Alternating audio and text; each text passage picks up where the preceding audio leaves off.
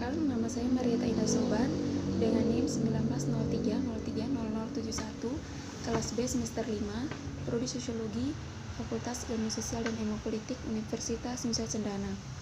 Di video kali ini, saya akan menjelaskan isi dari buku yang berjudul Batas-Batas Kepemilikan atau Pekerjaan Online terkait Imigrasi Organisasi Gerakan Sosial yang ditulis oleh Bernadette Nadia Jaworski pada tahun 2013.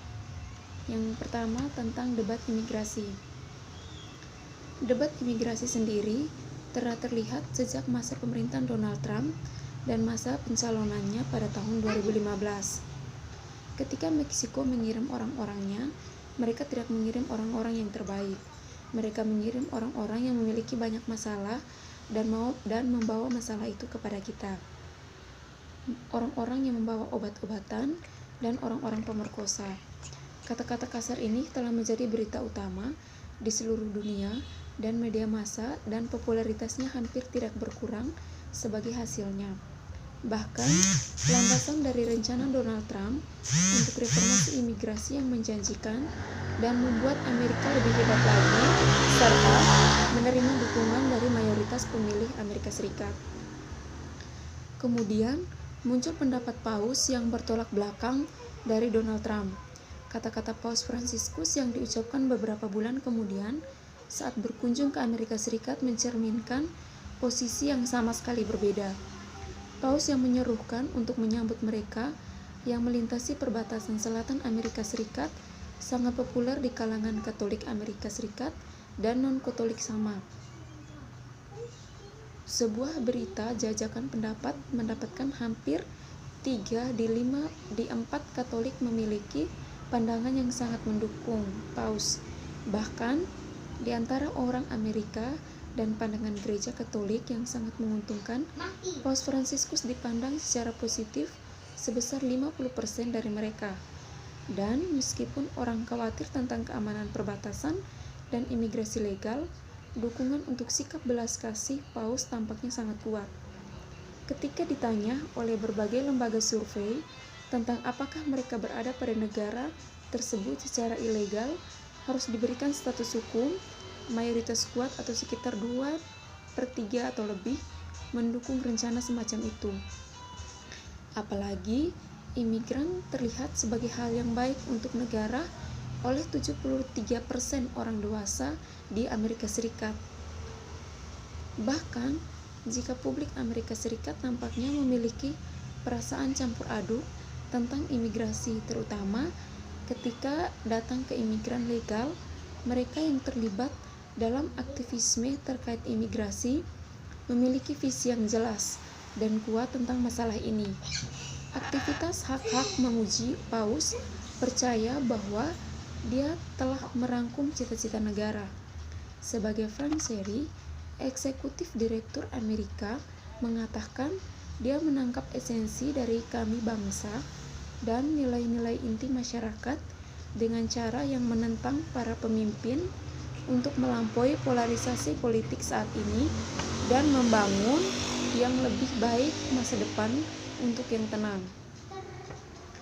Pekerja keras yang disebut di antara kita atau penekanan milikku dan pernyataan gerakan reformasi imigrasi yang adil tentang pidato Paus menawarkan jabatan hukum atau jalan menuju kewarganegaraan yang moral dalam masa deportasi dan penahanan. Mereka tidak mendukung Paus dalam seruan untuk kemanusiaan dan kerjasama sedemikian rupa untuk membuat kondisi pendatang lebih manusiawi. Ini termasuk akhirnya deportasi yang tidak adil dan penahanan serta pengakuan kemanusiaan secara komprehensif, reformasi imigrasi yang memberikan jalan yang jelas menuju kewarganegaraan dan keluarga persatuan. Yang pertama, organisasi hak imigran.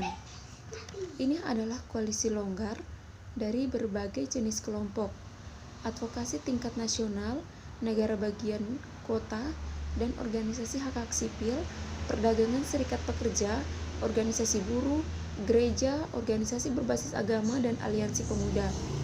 Lobi dan organisasi gugatan memanfaatkan saluran yang ada untuk sosialisasi perubahan, melobi legislator untuk memperlakukan reformasi imigrasi atau menentang hukum yang ada melalui sistem peradilan.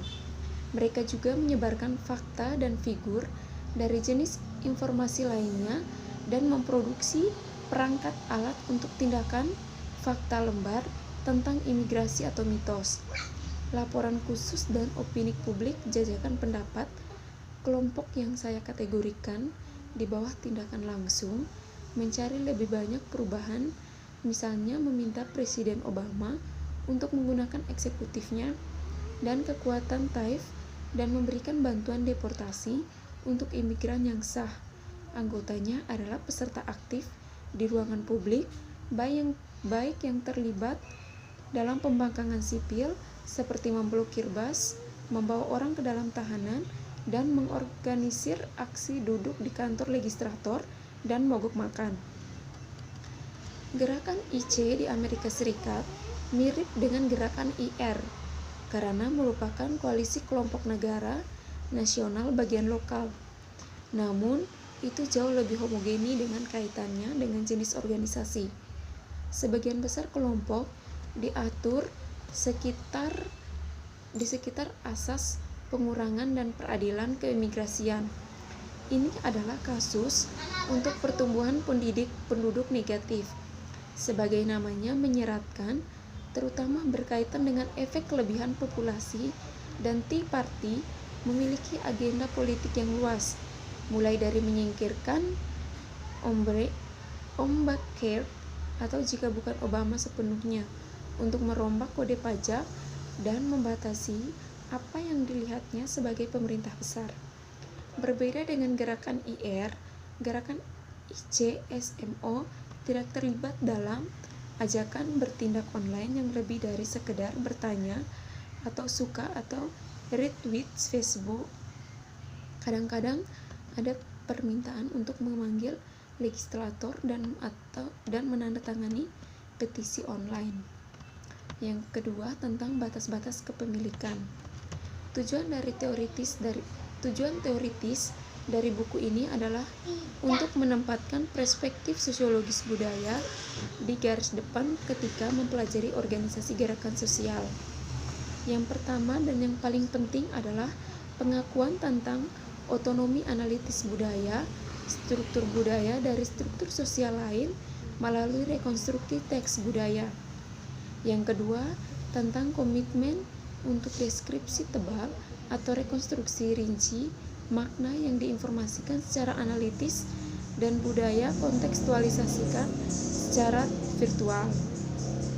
Dan yang ketiga adalah dedikasi pada spektivitas kausual, menyarankan bahwa yang kuat program mencoba untuk menjangkar kualitas dalam aktor dan lembaga terdekat dan secara rinci bagaimana budaya menggunakan serta mengarahkan apa yang sebenarnya terjadi.